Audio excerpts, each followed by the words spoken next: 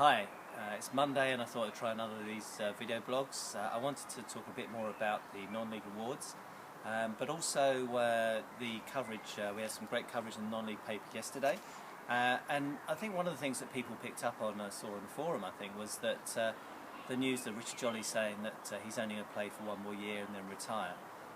This was something that we talked about at the event last week.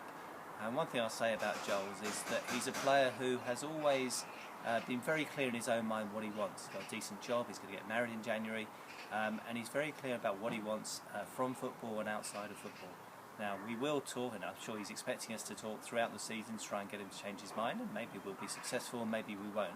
But I think the news yesterday, putting that in the public domain, I think everyone has a role to play, but in trying to keep him, but at the same time, don't be under any misillusions. Richard knows very much how he's loved at the club, and he enjoys being there equally. And I think that said, I've also heard from Jeremy Albert particularly that a lot of people who have committed money to help pay Richard Jolly's wages have asked, why isn't the club putting more money in this year after the cup run and everything from last year? Isn't the club putting more money into the budget? Let's just be really clear about this. There is more money going in from the club.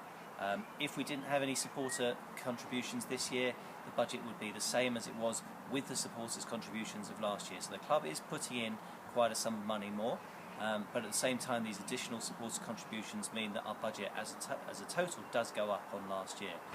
So the club is putting more money in, but we're a club, we depend on supporters in so many things, and the more that we get in terms of money that can go to the playing squad, hopefully it might mean an extra player, it might mean the difference between playoffs or not the playoffs, depending on obviously who Gordon's able to bring in. So that's really important to understand. We are putting more in, and we're all trying to do the best we can to be successful for next season.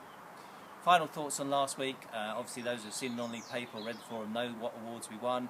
It was a great day. We had to sort of agree to be a bit silent until the paper came out before we could share the details.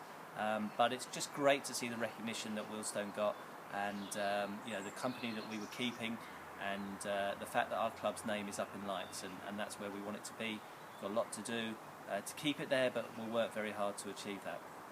So that's about all for now. Thanks for all the feedback I had after the last one.